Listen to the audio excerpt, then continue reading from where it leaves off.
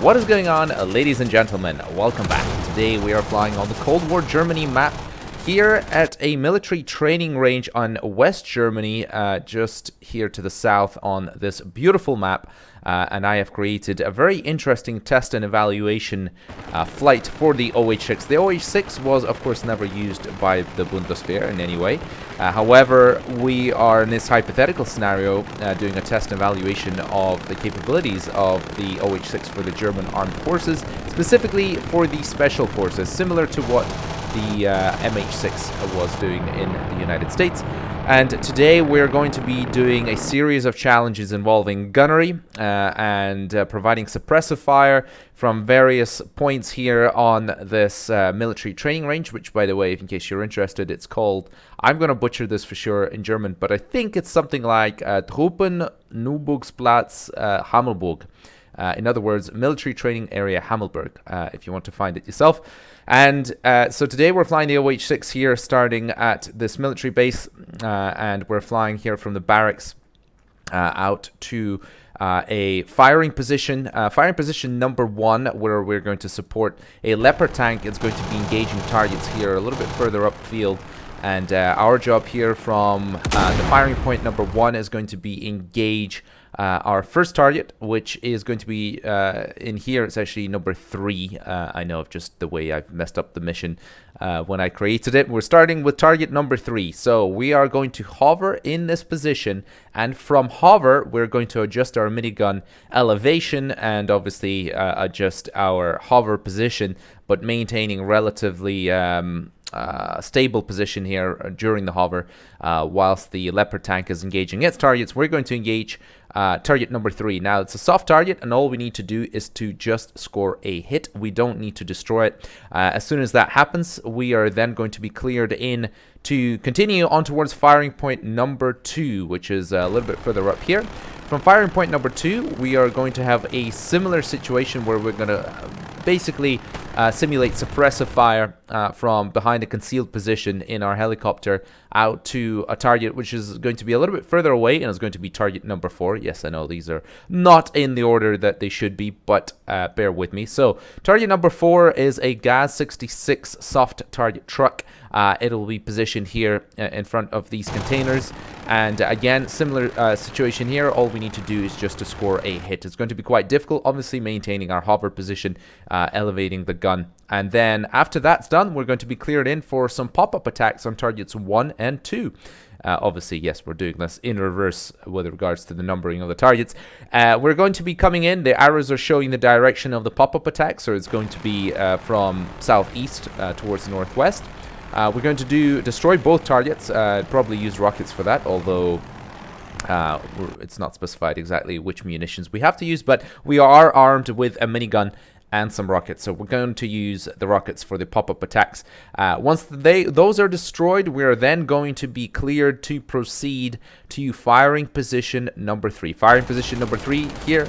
Once we get here, this will activate a bunch of other units, including some of the German Leopard tanks here, as well as the Marder coming in. It's going to be doing some suppressive fire onto these positions here as well, a little bit further up across the road, and we are going to have to try and engage these targets simultaneously with our armor at the same time. Now, obviously, these targets are simulated targets. In other words, they will not return fire. This is a military training range, so we're trying to simulate a sort of somewhat hypothetical, realistic scenario of where we actually want to destroy the targets. And then once all of these targets are destroyed, we are then going to be cleared into an extraction point to extract some soldiers. A simulation of the extraction of soldiers here, which is going to be on this rooftop.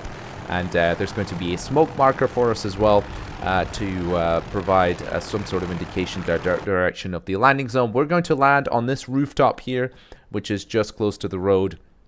And then after that, we are going to proceed out of there, take off, and then we're going to simulate that we're carrying those troops across to an extraction point, which is a little bit further south in the middle of a forest.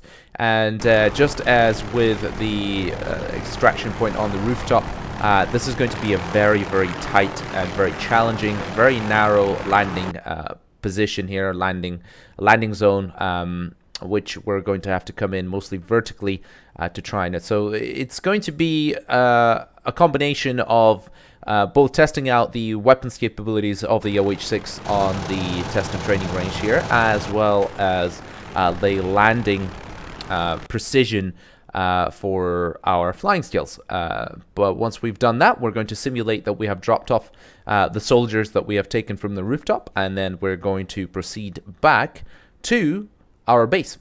So all sounds very simple, and in practice it's well, it's relatively simple, but it requires a lot of precision, a lot of very accurate flying with the OH-6, which is my favorite helicopter to fly in DCS. Although I have to say the Kiowa is also up there, but the OH-6 in particular for me is just a very hands-on, much more mechanical feeling helicopter, where, you know, it's a little bit twitchy. You really need to keep on top of it. The Kiowa is quite docile with its flight control systems, and also it's obviously a much more complicated helicopter with various, you know, sensors, MMS, etc.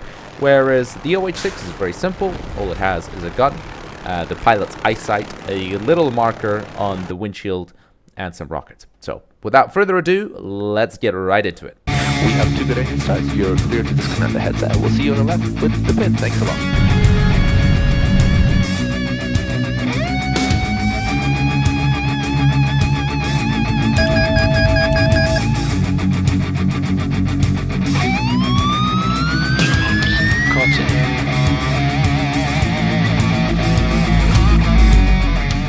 Proceed to firing position number 1. Okay, attempt number 40 something. I don't know. This is...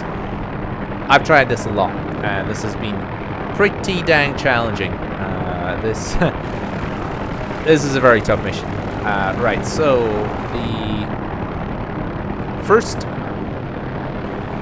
thing we got to do is to try and get to the firing position to engage a couple of targets. Well, as you might imagine, since it's a weapons range. And this mission will be particularly well suited to the BO-105, which currently isn't in DCS, but I'm sure one day it will be. And today we're testing out the OH-6 for the Bundeswehr, which never flew the OH-6, but in my hypothetical scenario, they are testing it out, and I think it's a fairly realistic hypothetical scenario. As you can probably tell, I've sort of tried to make a living, breathing weapons range over here, with things happening, things moving, things getting shot and blown up, as we now arm our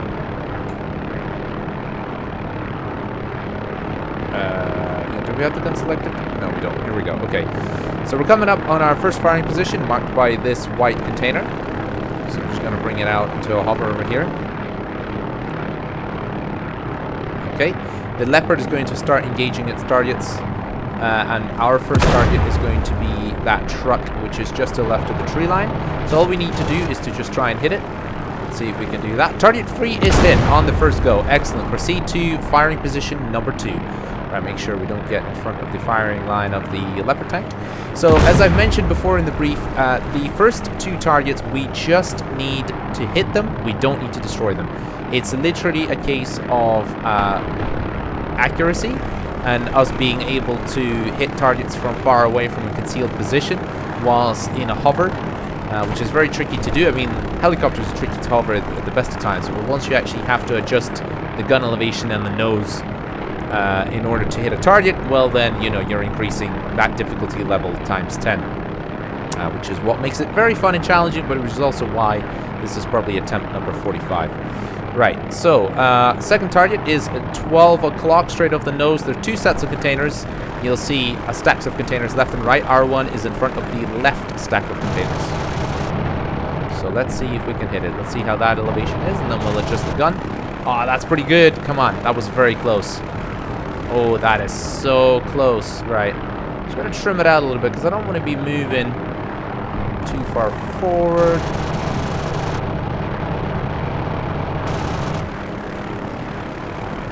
That's got to be close. Oh, that's so close.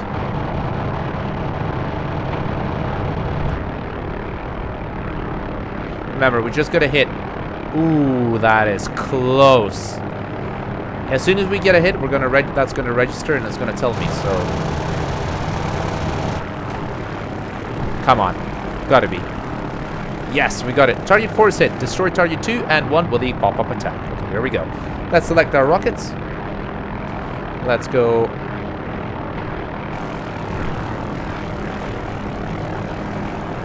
Let's go at least 1 rocket per trigger press.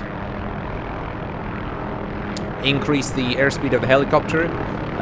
Just almost max torque there. Just going to be very careful not to over-torque the OH-6. And all we're doing here is we're just taking a good run up. So both the next targets need to be destroyed with a pop-up attack. I'm going to try and maintain the airspeed here in the turn as much as possible. I'm going to accelerate down. We're using those 2 tanks which are just in front of us here as a sort of reference point for where just before them we can start our little pop-up. And the key here is to be very smooth.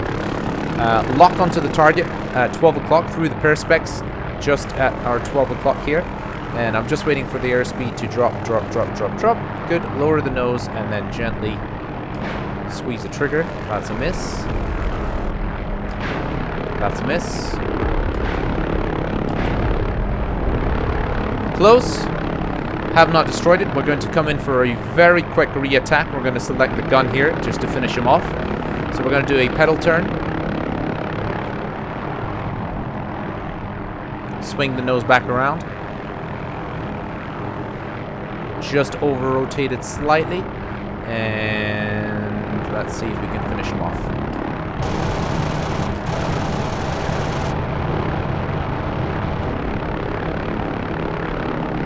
Okay, presumably that truck will explode and we will... Wow, have I hit my... What? Oh wait, that's the ricochets hitting our own tanks. I'm almost certain that's the ricochets coming in hitting our own tanks. Well, that's pretty bad. That's I'm getting my ass chewed by the commander, but it doesn't really matter. It's a test and evaluation mission. These things happen. Unfortunate, but these things happen. Right, next target. With whatever rockets we have left. Be a little bit more aggressive on this one. Okay, that target's destroyed now. So, need to destroy this one.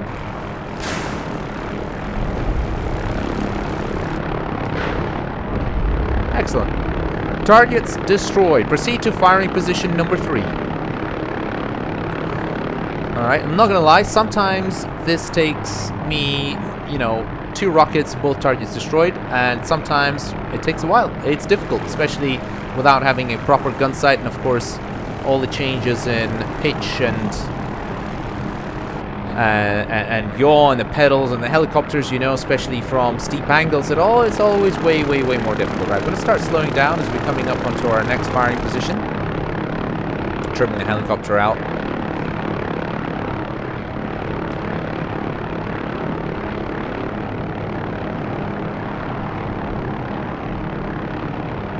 Okay, so our next firing position is marked by this red marker board.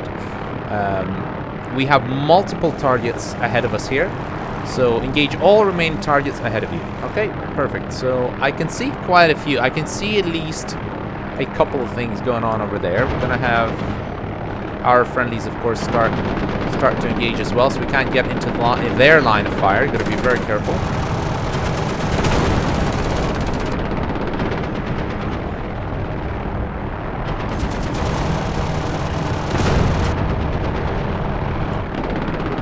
Going to lower the gun elevation slightly, so we have a Leopard moving in here as well.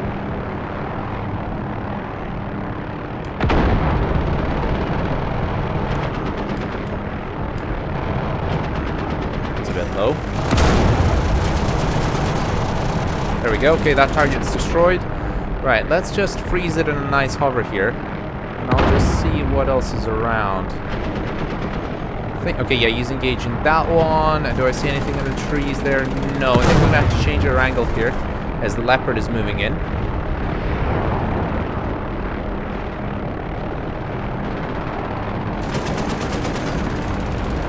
Just make sure we don't hit the building.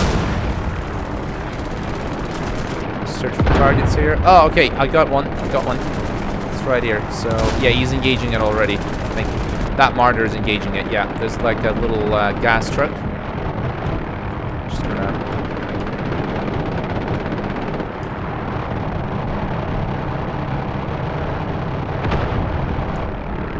Okay, yeah, that might be down. Right, let's make sure that we're not getting hit by friendly fire. So I do like a little search of the area here just to make sure what else is going on. There's a lot of burnt out tanks. Let's see what else is around here. Don't see anything at the moment. Wait, is that one? Nope, that's a box. Ah, yes, we got a truck here. Just gonna try and hit that truck right behind this building.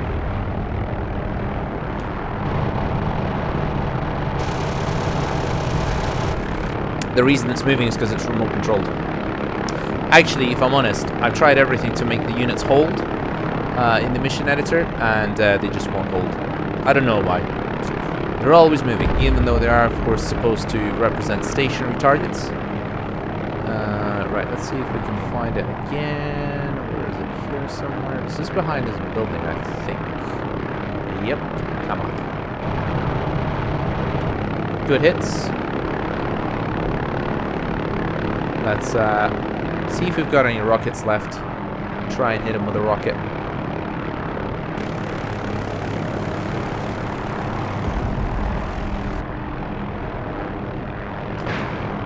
Boom. Target's destroyed. Proceed to the extraction point on the rooftop. Okay? Alright. Things are exploding here. Gotta be very careful. Right, so we've got this white smoke. This is the extraction rooftop right here. You see a couple of guys on it. Let me just slow down. And we're gonna come in behind this building. Right, so land on the rooftop and then proceed to the extraction finish point. Okay. So, these guys, they're friendlies. And we need to land on this rooftop. And this is going to be very tricky. So, we're going to come in from behind. This is sort of a very challenging landing zone. Very concealed and very confined, as they say. So we're going to come in here from the road. And then as we get in close, we're going to swing the tail out to effectively hang off the edge of this rooftop. Now, I have tried to land on these concrete slabs, but unfortunately they're not recognized, at least on this map or in DCS, as hard objects, so you can't actually land on them. But you can land on the rooftop. You've got to be between these little concrete pillars. So it's all about just being super careful here. Just going to concentrate. Just going to move forward, of course. It's probably pretty good there.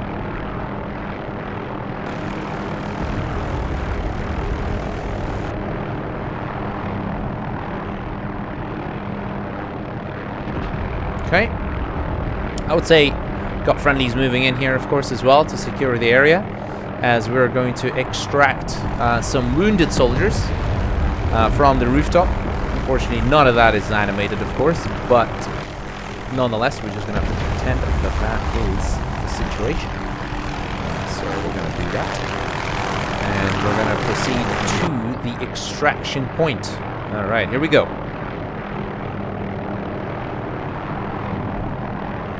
A little bit of left collective. Sorry, a little bit of left cyclic, I should say.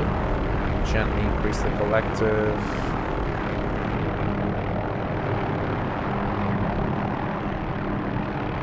Move out. Come up vertically here because of these trees.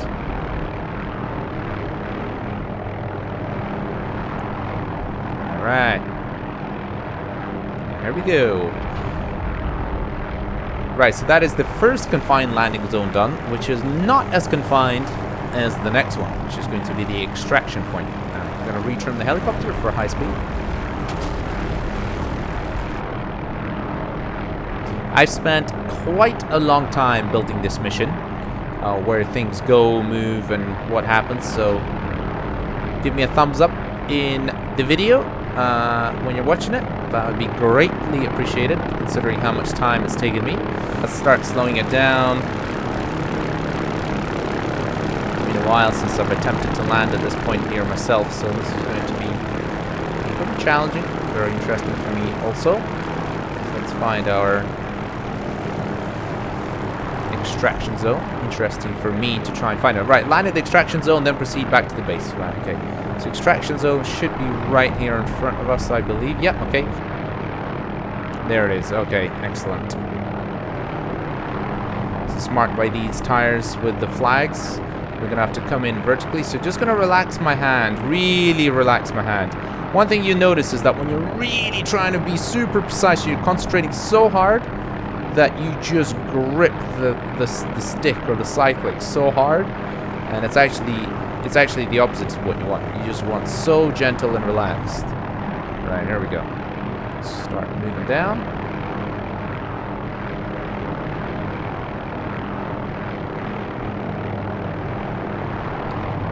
Where's the tires? Right here.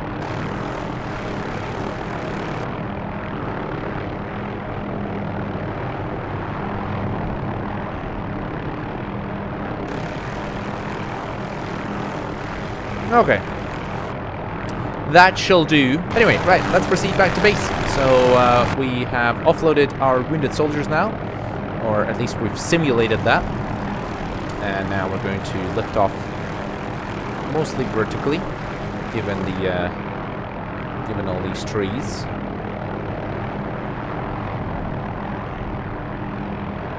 These birch trees look pretty cool. I have to say, the vegetation on this map in particular is so brilliant, and it's so cool that we have all these ranges and everything here that they've done. I know they're a little bit copy and paste between certain parts of the map, but you gotta give it to them. I mean, we don't have that anywhere else. I mean, how cool is this, just to simulate this kind of practice without actually having to go and fly a real mission? I think it's absolutely awesome, the job they've done.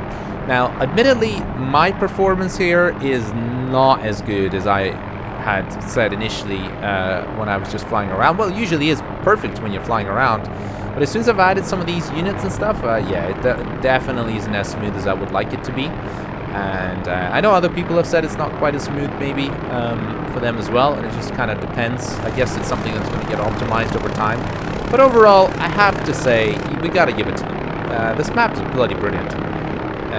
It's easily the best map in DCS, I think, in terms of detail, in terms of cohesiveness, in terms of quality of just everything together on the whole. Just how well everything's put together. I think there's just no comparison. I just can't think of any other map that's even close. I mean, other maps are great, you know, high level. The Afghanistan map, for me, at low level, is equally as good, considering it's obviously a very different part of the world, and very different terrain. But it's, I would say, very patchy in terms of, you know, the areas which are modeled. Whereas this map is really well modeled, basically almost anywhere you go within the sort of, you know, the map that's presented to us at the moment, and then it's going to get expanded later, and probably going to be twice as big as it is now. But even at this point now, it's easily one of the absolute best maps ever. As we try and come in here and not mess it up.